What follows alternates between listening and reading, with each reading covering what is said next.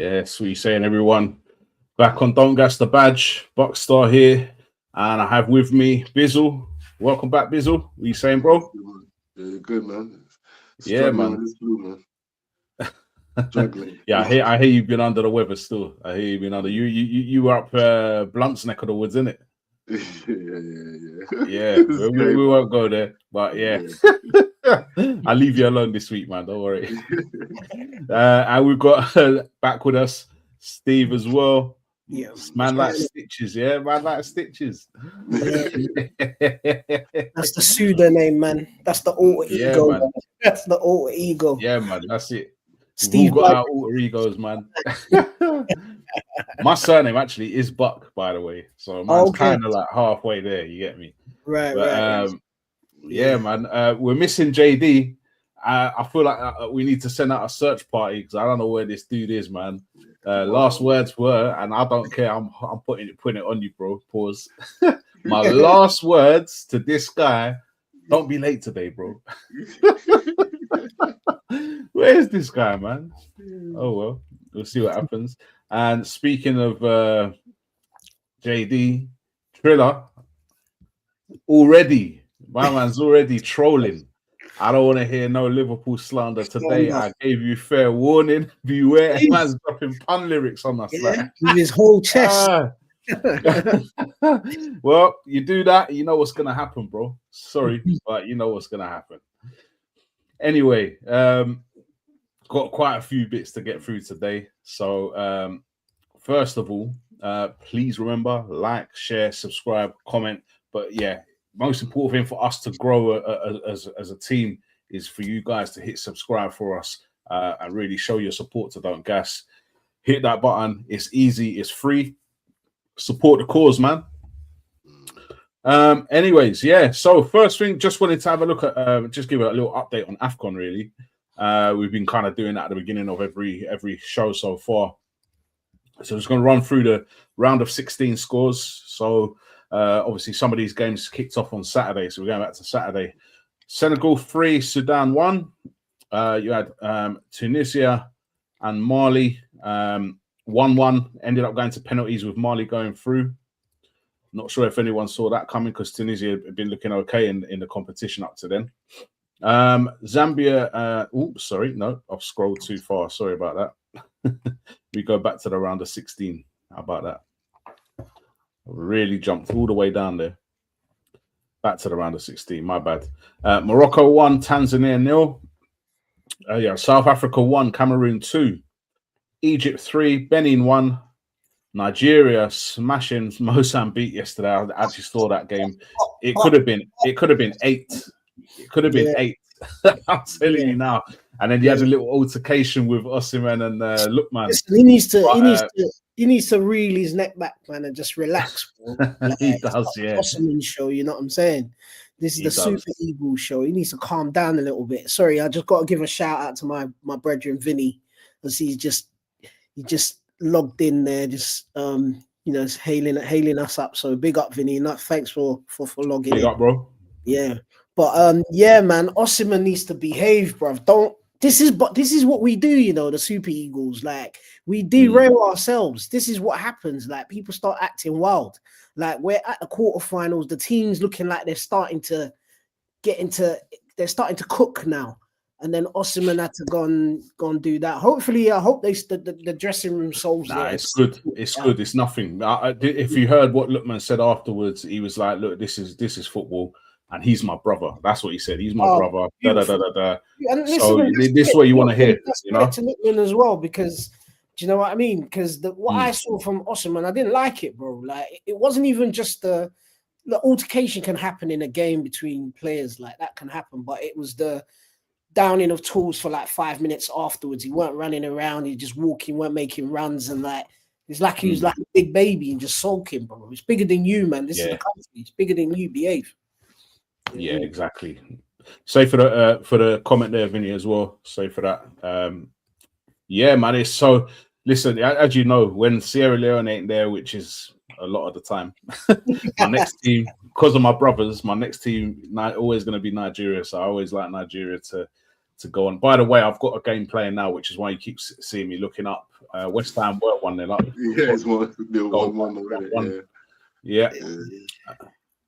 So that's what that was. Anyway, then we go back to the AFCON. So Algeria 1, DR Congo 0, and then Cote d'Ivoire 3, Burkina Faso 0. And the quarterfinals are starting to look juicy, man. I'm telling you. So you've got Mali versus Senegal. The big one is Cameroon versus Morocco, because Morocco and Cameroon, you would say two of the favourites, not the only favourites, but two of the favourites. I fancy Morocco to win that, but you never know. You never know with Cameroon. Cameroon are capable. Very capable. So who else have we got? Egypt, we're waiting for... well, we're not waiting. They're going to be playing Cote d'Ivoire because they're 3-0 up. Oh, no, it's full time now. It was like a game was playing when I first had to look a minute ago.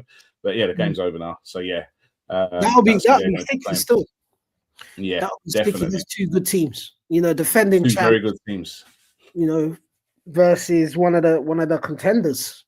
And I think Egypt have picked up a couple of serious injuries, isn't it? Like a couple of their players are out for that game. And but Mo Salah's is moving mad. You know, Ahmad's on smoke as well, though. Huh? Ahmad's on smoke as well. Yeah, no, both. This is what I'm saying. Like, this is the business end now. This is where you get the quality coming through. Like, you know, people want to talk AFCON down sometimes, but this is the standard of games, the quality of games is just going up and up and up now. This is the business end now. Do you know what I mean? Most of those players in both those teams are internationals. So, you know what I'm saying? Exactly. It's going to be a spectacle. It's going to be a spectacle.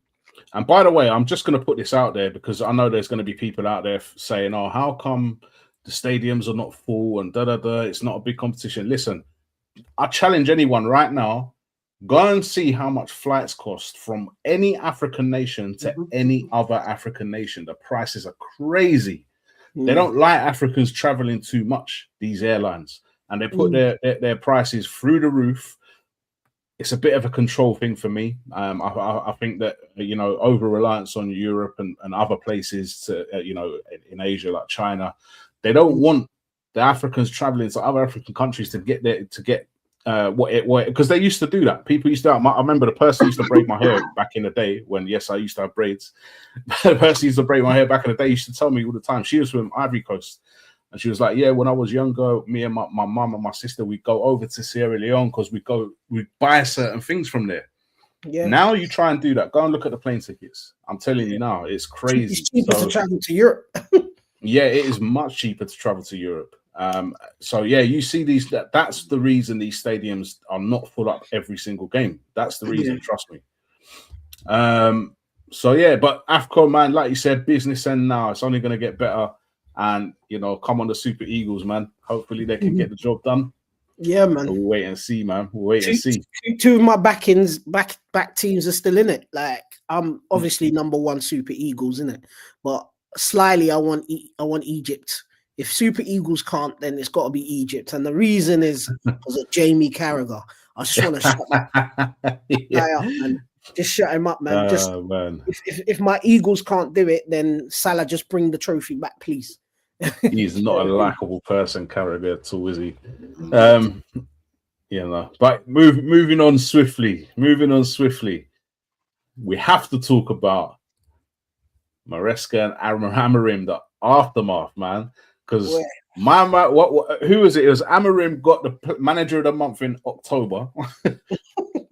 Maresca got it in November, and in December, both of them ain't got no job. Crazy. Can they give Slot the manager of the month next, please? No, he needs to stay, man. He needs to stay. Oh man, but we'll get on to who's next in a little while. But I mean, if we're talking about Chelsea, they already know who their next manager is because he's there already. Liam Rosenior. What do you guys make of that appointment? Do you think that's the right man for the job? Do you think he'll get Chelsea going in the right direction? I kind of like. I do. You know what? I think what was the team he was managing? The team Strasbourg. No, in England. It was Derby for a short period, and then Hull City. But I think if I remember, Hull City, at Hull City, it looked like they were cooking a little bit because I remember. Yeah, they did, didn't they? Yeah, they looked like they were doing something for a little while. And he was young, fresh, exciting. Do you know what I mean? He managed to get the best out of players. My mind's gone completely blank. We got rid of a young player that we signed from Fulham at Liverpool, and he went to Hull and started banging goals. Kind of Hispanic-y. My man, and he's at Brentford. Cavallo. Yeah, we got Cavallo, and he got a tune out of him. And I actually think, you know what, he may be part of the next wave of managers. And from what I understand, Chelsea had a hand in him going to Strasbourg. It was kind of like for him to cut his teeth, for him to cook, learn his trade, with an eye to bringing him into Chelsea at some point. So I think they just accelerated the plan. Basically, that's what they've done. Well, he finished in his first season, which I think he joined in around November, 22-23 season. They finished 15th, Hull City. But if you look at the following season, 23-24, this is before he's moved to Strasbourg, and he had them in 7th. So he's clearly progressed them, and that's not an easy league. The Championship, it's a tough league. Anyone will tell you that. There's so many games, you got to play. And it's so that the intensity is so high, and it's tough, man. And he managed to kind of really improve on their league position while he was there. Then he obviously went to Strasbourg, and I think he finished 7th in his first season with Strasbourg as well. So that's not bad going. I mean, I don't know if you saw the video. He gives all his team talks in English, doesn't he? In Strasbourg, he's got a translator there. But they still seem to buy into what he's doing. And I think he was the first player to field a team with players in Europe, the Europe's top 5 leagues. I'm trying to remember what year, with players born after 2007 or something like that. The whole lineup. Right. Young team. So Chelsea having a young team, this could be the right move. It could be. And I think one of his strengths, actually, from what I can see, is that he's a good man manager. Like, he knows how to, get the players on side, and he's young enough, because I mean, his career, he's from a footballing family himself, isn't it? Like, dad was Leroy Rossini, obviously, and he's come through, so he's from a footballing family. So you can clearly see that he's got the minerals. He's managing players. You can see that he's got that way of being able to elicit good performances out of them, and maybe that's what you need at Chelsea right now, because as much as Maresca didn't do a bad job, man delivered a trophy and was challenging for top 4 this season. You do expect a little bit more with the amount of quality they've got, but they do have an abundance, as you mentioned, of young players, and maybe you need someone to be able to galvanize that. So, it could work out. And they didn't mess about. They got rid of him one day. They had they got my man in the next day. They obviously had. This has been in the works for a while. Nothing like that happens at a drop of a hat. They knew probably a month or so ago, at least, that this was going to be happening. That's what worries me for Chelsea fans. And to be honest, I ain't worried for Chelsea fans. I've got no love for Chelsea. Let's get that right. But it may not be the manager that's the issue there, in the sense that if he comes in and does everything right, are they going to just say, right, you got 10 players that need to go, we're going to bring another 10 in? Because Chelsea, the amount of times they change players is crazy. So many in, so many out. And if you've got players coming in and out like that every season, you're never going to get a settled squad. So that's going to make the job a lot harder. And he's in there, I assume, as a head coach, not as the manager. So but that's why I ain't got no sympathy really for Maresca, because you're in there as a head coach, mate. You knew what the job was when you got there. You knew what it was about. You knew what the setup was. Chelsea are not a club that hang around. If someone isn't cutting the mustard according to them, they're out the door, and that could be player, manager, whoever. So he knew all this, so you can't really complain. You can't. I don't know why he left at this point. I feel like it suits everybody. I feel like if the rumors are right, that Man City is sniffing around him as a potential, heir to Pep's throne. He had to free himself up in it. So that probably gave him a bit more energy to chat that way to his bosses. Like, you know, I've got something lined up. Anyway. You know the ones, isn't it? When you know you're leaving, you got that extra. You got a job lined up already. You know, what are you gonna do? Do you know what I mean? He's feeling brave. Yeah, He's feeling himself. So that's why he came out and said what he had to say. I feel like when managers start talking like that, they're trying to get a certain outcome in it. That's what it is. Yeah, man, definitely. So, suited everybody, I think, in that situation. Well, they're settled. They know who their manager is. Man United's. And me and Biz have been going back and forth all evening, man, about this. But so Amorim now, which I don't know if the interview he gave was just an excuse to get rid of him. Because he said some stuff. Was it that bad what he said? Was it like we're gonna sack you now type bad thing that he said? I don't know if it was. You know, it's maybe you have a word and say, listen. When you're in front of them cameras, just be careful what you say because it could look. That's the kind of conversation you have after that kind of interview. You know, it's not like he was calling names out. You know what I mean? So that for me was just a great opportunity for someone upstairs to say, right, let's get him out the door now. And then, that's our scapegoat. Now, whether it's his fault or not, that's probably what they're thinking. Bizzle, would you think about it? To be fair, I think that this is the outcome that he wanted, you know. That's why I personally feel. I think he kind of gave up because the way I see it, it's almost like it just looks as if he was promised stuff, and when he comes through the door, none of the promises are met, and it's like they're still expecting, like, no, you just stand there and just take the punches, and how long will anybody with any kind of respect for themselves, how long are you going to do that for? Do you know what I mean? So I just get the impression that he wanted to go. It's pointless. You asking who we got coming through the door, who Chelsea got coming through the door. At this point in time, I don't even think it matters, man. Both of the clubs are just needed. In fact, forget Chelsea, but I know for a fact United just need to rethink their ideas, bro. Because as I said to Jawad, I was saying at the beginning of the season, we do this now. Where's the progress now? Where's the progression now? You're starting from zero again. You're going back to the beginning. It makes no sense whatsoever. At some point in time, you got to give somebody the opportunity. And to tell me after a year that somebody is not worthy is ridiculous. And this is what I'm saying. I'm a man that I kill all the noise. I kill the noise. That's the first thing. And I pay attention to the signs. I see my club playing better football. I see it inconsistent. Of course, it's going to be inconsistent. I got a pretty young squad, and I'm introducing a new system and a new. Everything is about. For some of these youngsters, this is their third manager. Do you know what I mean? It's just ridiculous. So how can I expect them to just hit the ground? They showed Luke Shaw. Luke Shaw. How many managers he's had? He's had about 7 or is it 9 managers? Or I can't remember. They showed how many managers this guy's had. Yeah? Matthias de Ligt has had 10 managers in his 10-year career. Make that make sense?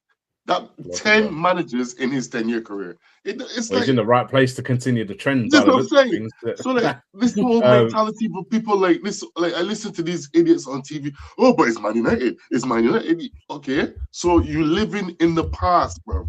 I think those players are living in the past. You know when you get the ex-players who were successful, they are a bit like that. I saw a post earlier, a little kid, he said, look, man, now is the perfect opportunity for Gary Neville, Paul Scholes, and Roy Keane to come together and fix the club because they know exactly what's wrong with everything. So put them in place. Now is the perfect opportunity, man. Because I don't see the point. Like, these guys just sit and talk far. And all it comes down to, it's like, man, to be honest, and they got upset a lot of people here, it's an English thing, bro.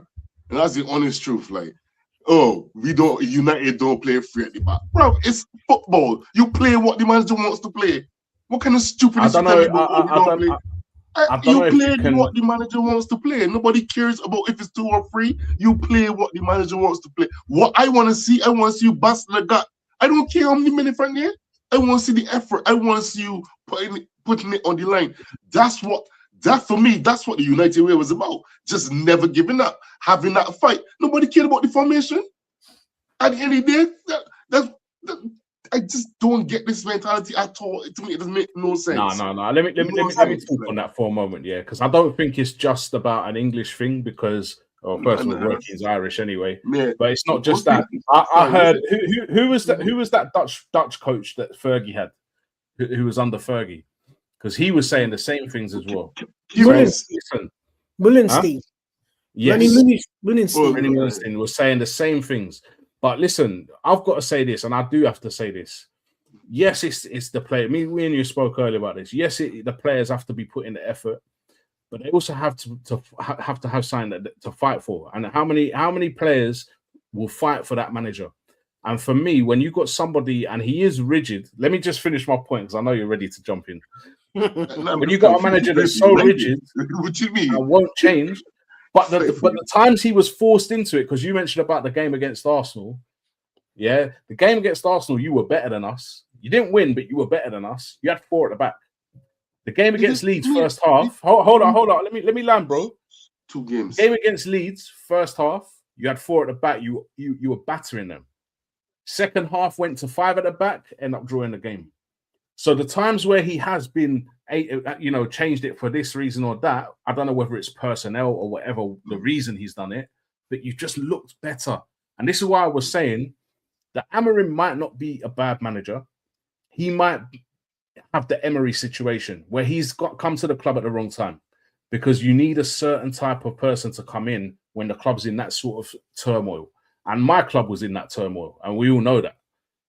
And it took Arteta to come in, and what did he do? The first thing he did before anything, he brought the board, the players, the fans together. That's the first thing he did. And that is what is needed at United badly. Yeah, hold on a sec. Can I say something? He was allowed the time to do that. Because if it was after 12 months, he wouldn't have the opportunity to do that because the results were not there. Everything takes time, but everybody is on this knee-jerk, oh, you know what, I'm going to fix it by throwing some money, I'm going to change things, and everything must then work. It doesn't work like that, man. And if you look at it, all the managers that are successful now, that have sustained success, have been at their clubs for a while, because it takes time to grow any kind of team. Like, it's not rocket science, bro. And everybody, even when, like, the other day, the guy was talking about 3 years and stuff, and everybody is chatting rubbish, yeah, but everybody knows it takes at least 3 years to build a proper squad. Why do you think you guys are in the position you're in now? Because Arteta was given the time to do what he did. Do you know what I mean? If Arteta was given these forwards, who was signing all these forwards? Who did you put it down to signing all these forwards when you needed defenders? And what do you mean? Midfielders? Who in the transfer? The last transfer? Yeah. When you bought we got like 6 defenders on the books. We don't need defenders. We needed attackers. We weren't scoring goals. That's what the problem was. We had no attack. So it wasn't about the signings or anything. The issue was at the end of the day. I don't agree, bro. Okay, let me show you this. Hear me out. I'm going to give you some facts now, yeah? You don't need defenders, okay? You've conceded 30 goals this season, okay? There's not another side in... You have to go down to 15th in the table to find another. How many we conceded last season, right? At the same stage?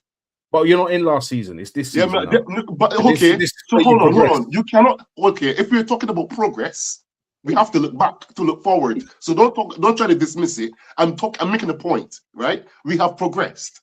Yeah, and everybody, this is what I keep saying. Everything takes time.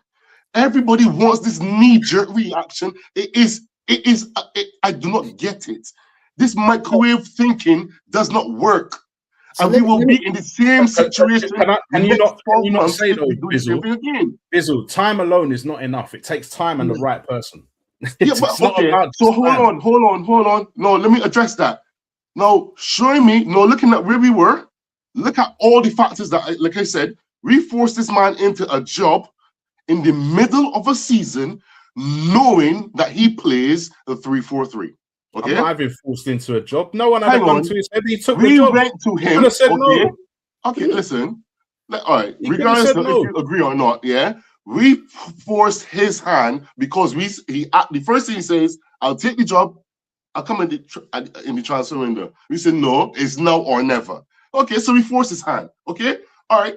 You do that knowing he plays a different system, knowing we do not have the players to support that system, knowing that you do not have the finance to support him in the transfer window coming, to bring in anyone, to give him anything.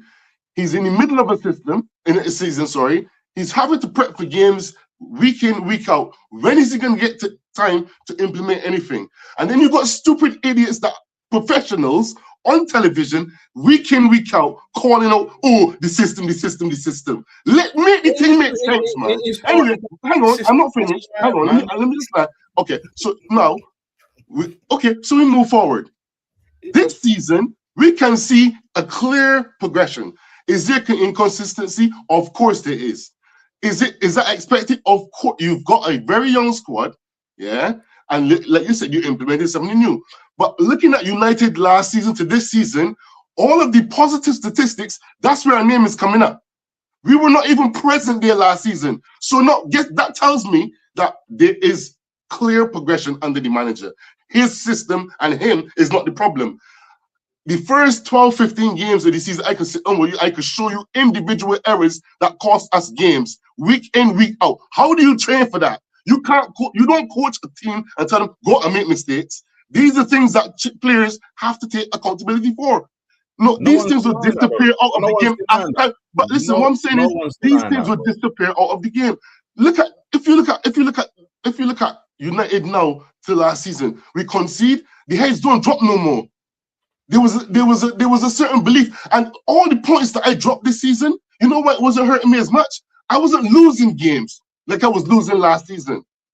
I was dropping 2 points as opposed to dropping 3. That's a progression. I have to look at the small victories along the way, and have I got something to build on? Of course, but no, kill the noise. That's what you had to do. All the ownership had to do was kill the noise. That's all they had to do. But no, we can just buy into this nonsense. And we can be in this perpetual state. Let me jump in. First of all, I'm not having this. We forced this hand business. He's a grown man and he took the job. This is the first time in his. Hold on, let me say this. I've never heard. Hang on, I've never heard in my life anyone blame a company for somebody taking a job. I've never heard it before. He took the job as a grown man. Hang on. You just said about 5 minutes. It's a term of negotiation, bro. 5 minutes, bro. That's it. It's a term of negotiation. That's it. So don't try to twist what I'm saying. It's a term of negotiation. Simple. Let me land now. Just had your 5 minutes. Let me have the floor. Go on. So first of all, I'm not buying this whole they forced his hand. He could have said no. Okay, he could have said no. I'm not taking the job. And if he's good enough, he'll get another big job. Trust me, there are other big clubs out there that are not even in that situation. He could get a Madrid job, a Barca job, if he's that good and he believes in himself that much. So this forced his hand business, I'm not having. Sorry. Yeah. My take on just that point quickly. Hold. The other thing you said you needed forwards. All you got was forwards this summer. Exactly. All you got was forwards. Exactly. Your issue's not in. But that's not your issue, bro. Your issue is defending, man. You conceded 30 goals. 30 goals. How many did we concede at this stage last season? How many did we concede at the same stage last season? Bro, I'm not interested in last season. We're not interested to see if we got better or not, then, is it? So what point are you trying to prove then? Because I'm talking about the fact that there was a progression. What is the point that you're trying to prove? Because I don't get it. The point that I'm making is that we have been progressing. I'll judge your progression at the end of the season. That's the point that I'm making. We were progressing. No. I'll judge your progression at the end of the season. Otherwise, what are we champions now? Because we're first in January. It's January. What are you talking about? There's half a season. Did they say we're champions? I said we have progressed as a team, and the way I'm measuring that is that I got to look at where we were to where we are, isn't it? No.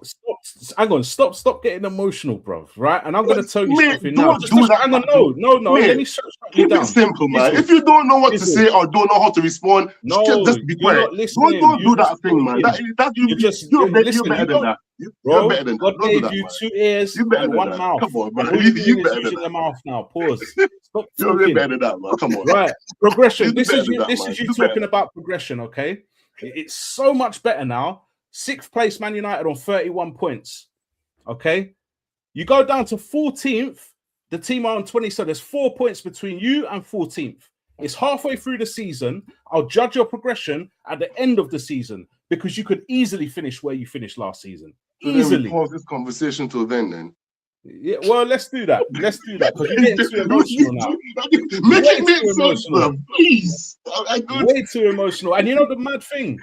He's telling me something. Do you know what it is? Because you're in it now, you're not seeing what everyone else is seeing. I've been through what you've been through now with my team. Been there, done it, got the t-shirt. I'm telling you. And while I was in it, I was saying similar things to what you were saying. I wasn't seeing. What's my point? What's my point? Sorry. Your point is you think you progressed. My point is you can't say that yet. It's too early. Okay. So I can't have an opinion unless you say couple comments. I don't want to leave the comments sitting there. I don't want to leave the comments sitting there, yeah? So Trilla's saying what Amorim said showed a lack of commitment. That's what Trilla's saying. And then you got Vinny. This is the slot dilemma. Does he need time or has he completely lost the dressing room? And that's the other thing we need to talk about because I do think he's lost the dressing room. Not Slot. I'm talking about Amorim. Slot, I don't know. That's another conversation. And Triller, emotional. I know who he's talking to. He ain't talking to me there. He's definitely talking to you. Anyway, we'll leave that there and come back to it because we're gonna definitely come back to this conversation. Steve wanted to say something. What do you want to say? I would like to hear what Steve had to say. Telling you. I just sat back and let you guys go at it, man. Like you guys was giving it everything. But it's funny because there's snippets of both your arguments that I kind of agreed with. I am a proponent of that, the fact that you need to give a manager time. And if you look historically through the Prem, the most successful managers have been the ones that have had the most time. Do you know what I mean? Relatively speaking to whatever success they've had. It's either that or the ones that have spent the most money. That's how it works, yeah? However, there is an aspect of this that I think is missing in that in the modern game, the man management side of things is massive. Because, look, when you're at Man United, you've got decent players. You've got good players there. Same as we have at Liverpool. But if the manager's not able to get them on side and get them to run through a brick wall for him, the performances are going to reflect that.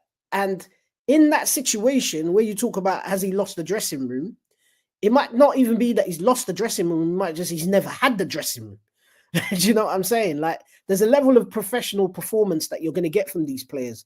But for them to be at elite mode, to be at elite level, they've got to feel what the manager's trying to sell them, and they got to want to run through a brick wall for him. And it doesn't look like that for your team, and it doesn't look like that for my team, right? So when you're in that situation, the question of has he lost the dressing room, as I said, needs to be addressed, and also asked, did he gain the dressing room?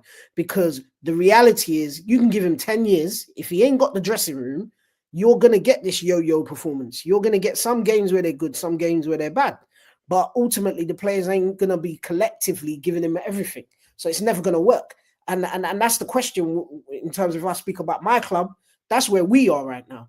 Like last season, when he respected the thing and he kind of tweaked it here and tweaked it there slightly, and the players could work with it, we saw the outcome. This season, he's doing his thing now. It's all his now. Right. And I'm hearing players making statements like we changed too much too quickly, hearing players saying they don't know what he expects from what he wants them to do. That sounds weird to me. Do you know what I'm saying? So for me,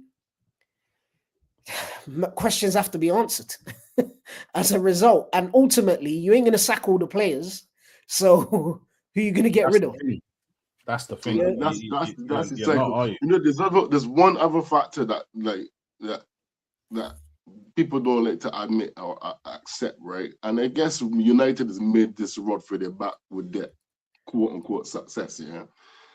But no, not once. I ain't hearing no journalist asking Mikel Arteta, why is Eze not starting? Why is Eze not starting? Why are you playing Odegaard every week? Why are you playing Odegaard every week? That's his problem. He's winning, and I agree with you on that as well. Not one. Yeah, every decision the man makes, yeah, is undermined. This is why I said the club had a responsibility to kill the noise, yeah, because people talking about having the dressing room. We live in the social media era. Like by the time he's doing these interviews, these players already sitting watching these interviews. Like it's not when it comes to United, it's not the same. It is not the same. It's like the club is just clickbait. And you meet when it comes to having to, so other clubs can focus on football. We got to focus on football and the media. I wouldn't say it's just a United. You're not alone in that. I wouldn't say it's just a United. United. I think it's the most successful clubs in the country. If Florian Wirtz was playing for United, if we signed Wirtz for 130 million, I'm telling you now, that man would have been finished. He would have been finished. His career would be over. I'm telling you. But we won a league last year. Do you know what I mean? We won a league last year. Buck's laughing because he knows, It's 100%. Bro, this man would look at how they decimate for Anthony. Do you not think is he not getting questioned though? Is he not getting questioned? You're acting like he's not getting. You think we ain't got Jamie Carragher on Sky slewing our players? Nobody cares what Carragher thinks. Like talks. I did hear a lot of excuses for Wirtz. I ain't gonna lie. I did. Give him time. Everything is time. Everything is about time when he's got the quality. I'm saying that because I'm not even my club's not even as big as your clubs. But when we had Nicola Pepe, he was getting rinsed, bro, every week by the pundits, by rival fans. Let me ask you a question. Genuine question. Genuine question. Was Nicola Pepe putting out Wirtz type performances though? Because if as much as you want to slew Wirtz, yes, he's had a lot of bad games. Not all of these games have been good, but he's shown what he could do. Like Nicola Pepe, when I saw Nicolas Pepe before he came to Arsenal, I thought this guy was a world beater. And I see him at Arsenal, his man's falling over his own feet, bruv. He's trying to shoot and doing air balls and stuff. The difference is a results business, and he was scoring. That's the difference. He was actually getting goals. So we paid less for Anthony, on a level. He was getting goals, bro, and he was getting assists. And that's we paid less for Anthony. Anthony had 3 goals in like 5 games as well, man, and he still getting nailed to the crosses. Like, so I got no empathy for him. So I'm sorry. Anthony was cutting in on that left foot and turning me top corner. Whichever way we want to talk about it, he started to have a bit of, even though it's outside, he's not going to care. He's getting off the mark. He'll be all right. I think he'll be all right. But listen, whichever way we want to select it, guys, at top level, at these clubs, you're going to get a level of scrutiny. And you're going to get that level of scrutiny because a lot of the ex-players are pundits now. And they feel a certain way about the club. So if you get me into a football conversation, somehow Liverpool's going to come up because I'm a Liverpool guy, right? But what a lot of these pundits, and I think it's envy. Sometimes some of these pundits are looking at it and they're thinking, these players have achieved things that I haven't. It's easier for them. That's how they look at it. So I feel like there's a little bit of bitterness in there sometimes as well. That, the club that they love. Like I look at Roy Keane. Sorry. I sometimes feel like he's 2-1 to Forest now. West Ham looking at another defeat. Oh gosh. Yeah, you look at certain man and you just feel like they carry a certain feeling towards the club.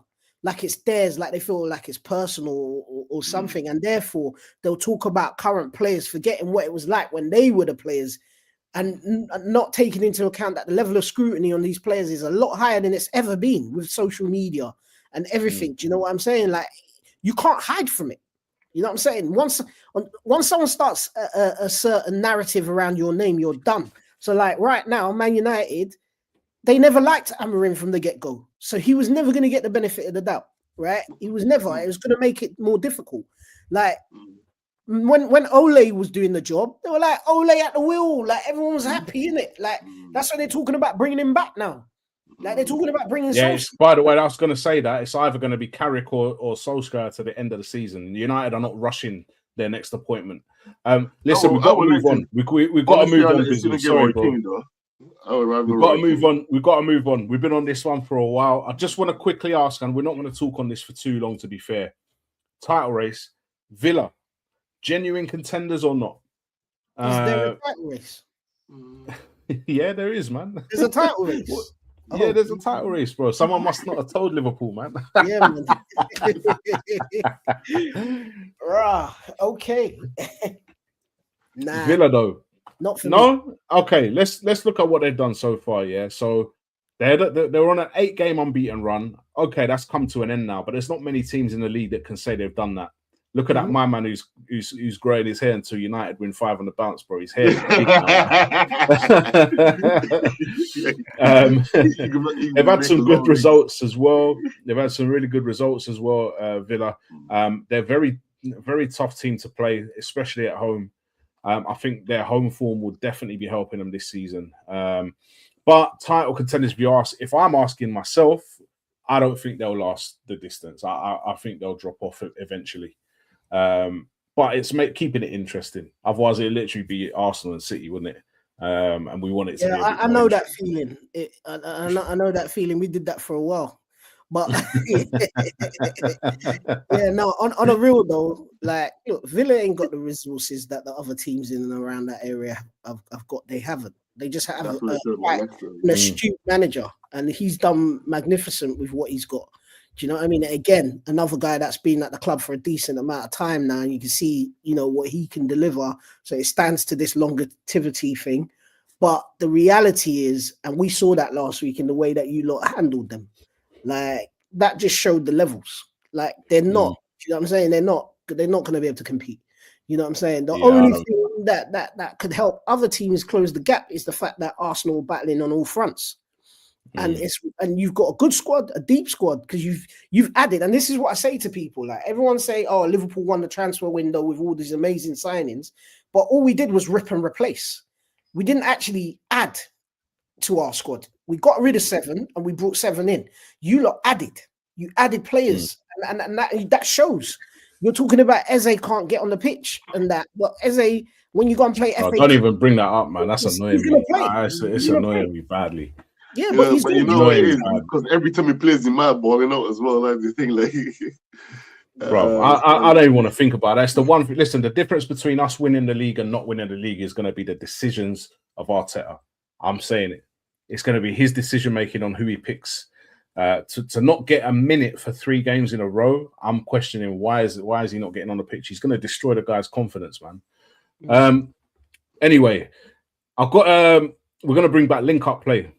And I'm glad I got you two on this week because JD has played this. But before we do that, forgot about this as well. The Don't Gas Premier League, our fantasy league. Look who's at the top. Look at that. My team's at the top of the Prem, at top of the Champions League, and Buckstar's top of the Fantasy League as well. You get me? Nice little cushion there. You see JD there in second. He just moved up to second this week. So he's up to second. You got Flamboyant there in fourth. I'm just shouting out the Don't Gas podcast people, by the way. We do have some other people in this league. Triller in 5th place. Who else we got in here? Blunt is down in 10th. And then way down there, we got Bizzle, man, in 12th place. Bizzle won it last season, man. You're going through a little Liverpool episode right now because this is the worst title defense I've seen in time, bro. If I was in that league, I would be 4th. Okay. It's funny because only me, JD, and Bizzle have won the league. And the last person to win it was Bizzle. So to see you all the way down at the bottom of the table, I'm not worried, man. I'm the champ. I'm still the champ, bro. To the end of the season, I am the champ. The season done, yeah. So I don't care. I am the champion. Yeah. You'll be handing that trophy to me. Don't worry about it. Yeah, don't worry. But the trophy still sits here. The champ is here. Anyway, we've got link up play. What's this now, man?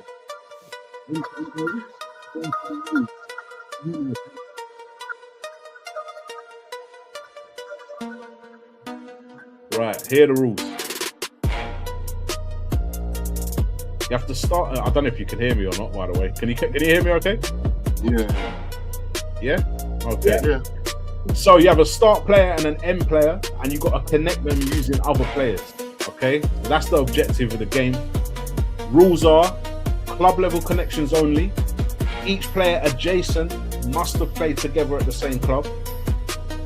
No club repetition. Every club used in the chain must be different. Once a club is used, it's gone. Okay? No repeated players. Each of the players must be unique. And to give you an example, Luis Diaz plays with Harry Kane at Bayern. who played at Tottenham with Davison Sanchez, who played at Ajax with Frankie de Jong, who plays at Barcelona with Lamine Yamal. There's your link. Now, you're not going to have to do 5 because I feel that we thought that was a bit too much last time. So, let me stop this music. It's getting on my nerves now. Try to add it for effect, but that's not. I was enjoying it. So the first one, I'm going to throw this one up here. I will give you clues if you ask for clues. Link De Bruyne and Harry Kane. How are we linking these two players? Ooh.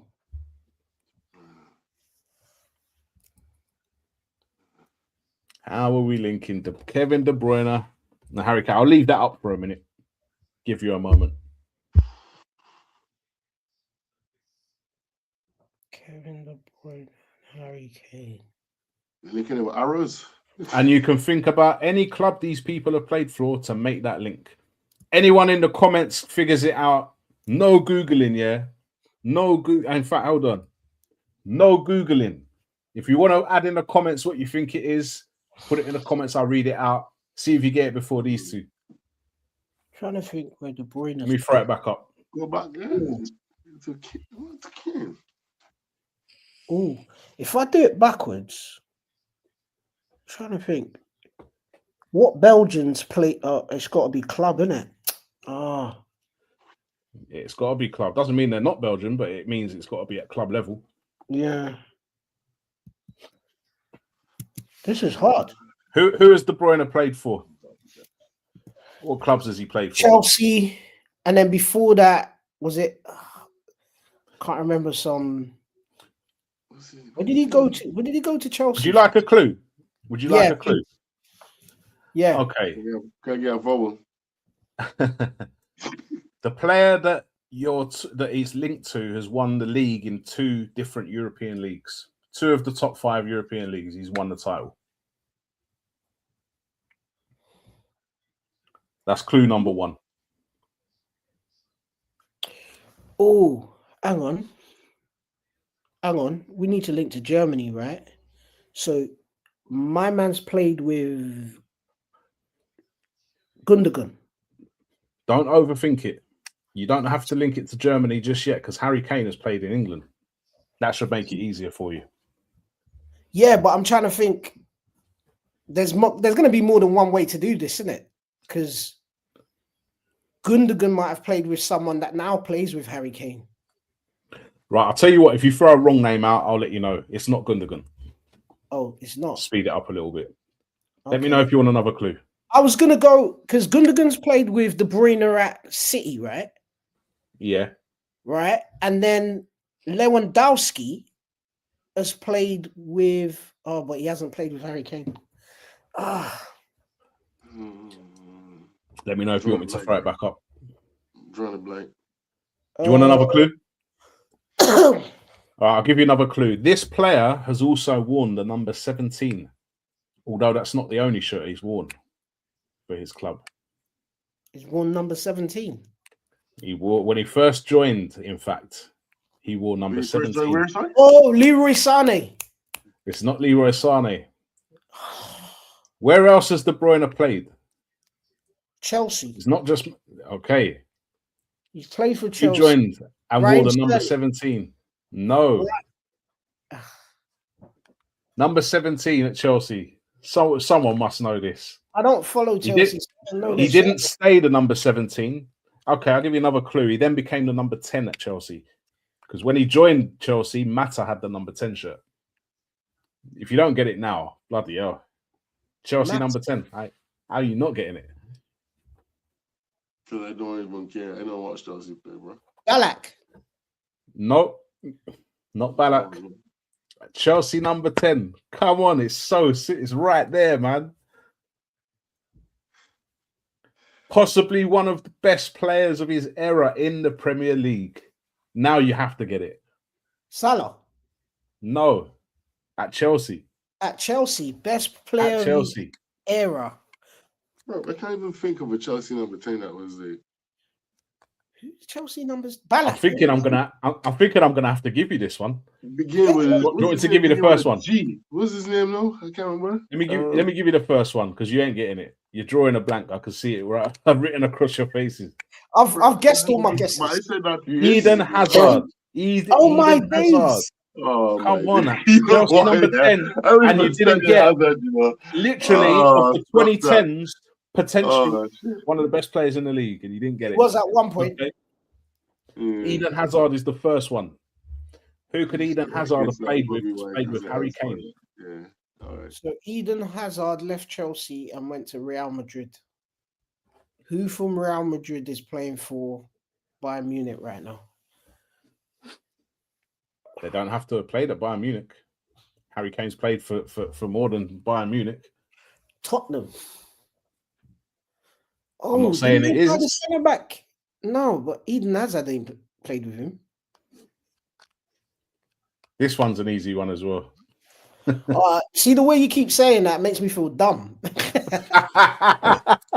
I'm feeling pressure. I ain't trying to put the pressure. So let me put it up. So you got De Bruyne. We've got Eden Hazard is the mystery player number 1. And then we've got another mystery player that's played with both Hazard and Kane, not necessarily at the same club. Tell me when you're ready for your first clue. Was the Rudiger playing for Tottenham? Yeah. That's my guess, Rudiger. I ain't going.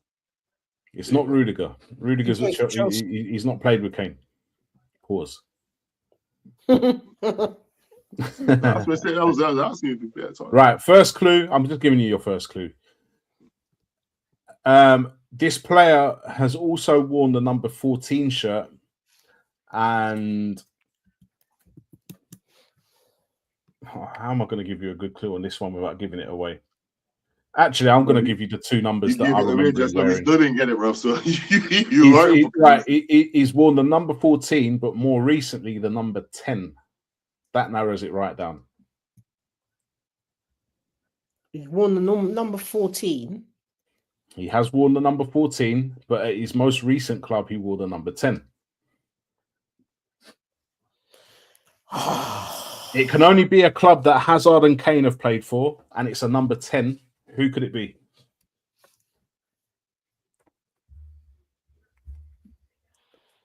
It seems easier than it is, doesn't it? This is very difficult. Okay, I'll give you another clue. Very nearly won the World Cup, but did win a Ballon d'Or. Courtois. No, he never won the Ballon d'Or. Ballon d'Or winner. Come on. But get this. It's Messi or Ronaldo. Ronaldo. No, it's not Ronaldo. Never played with Harry Kane. Never played with Eden Hazard. Who's the Ballon d'Or winner who wore a number 10 who's played with both Eden Hazard and Harry Kane? That is not Messi and not Ronaldo.